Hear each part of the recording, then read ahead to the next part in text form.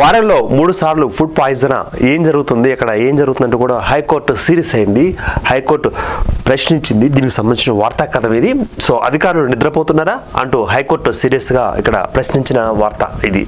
మాగనూరులో high స్కూల్లో food poison పై report ఇవ్వాల్సిందిగా కోరడం జరిగింది. విద్యార్థుల ప్రాణాలు పోయేదాకా స్పందించరా అని ఫైర్ అయింది. తమకు అధికారం ఇస్తే డిఈఓను సస్పెండ్ చేస్తామని కామెంట్ కూడా చేసింది హైకోర్టు. ఇక వచ్చే నెల 2వ తేదీ వరకు విచారణ వాయిదా వేయడం జరిగింది. దీనికి సంబంధించిన వార్తా కథనం. మొత్తానికి పిల్లలు చనిపోతుంటే మీరు ఏం చేస్తున్నారు? ఒకవేళ నాకే పవర్ ఇస్తే, హైకోర్టుగా నాకే పవర్ ఇస్తే నేను డిఓని ఇమీడియట్లీ సస్పెండ్ చేస్తా, ఎందుకని సస్పెండ్ చేయలేదు మీరు అంటూ కూడా సూటిగా ప్రశ్నించడం జరుగుతుంది హైకోర్టు.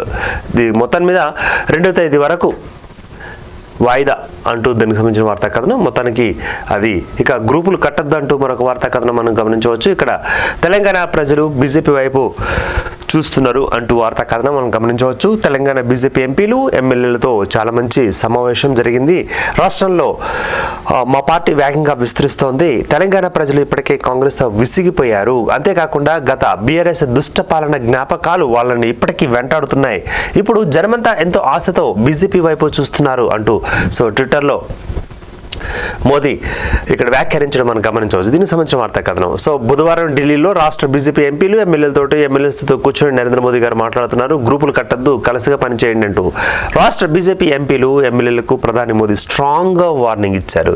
ఎవరైనా ఒకవేళ గ్రూపులు కట్టినట్టు తెలిస్తే మాత్రం వారికి బర్తరఫ్ దిక్కు, వాళ్ళని పార్టీలోంచి తీసేస్తామంటూ కూడా క్లియర్ కట్ గా చెప్పి అందరూ ఒకే త్రాటి మీద వెళ్ళండి, ఐకమత్యంగా వెళ్ళండి అంటూ కూడా ఆయన చెప్పిన పరిస్థితి మనం గమనించవచ్చు. ఒక రకంగా సీరియస్ గా గట్టిగానే చెప్పడం జరిగిందంటూ వార్తా కథనంలో మనం గమనించే అవకాశం ఉంది.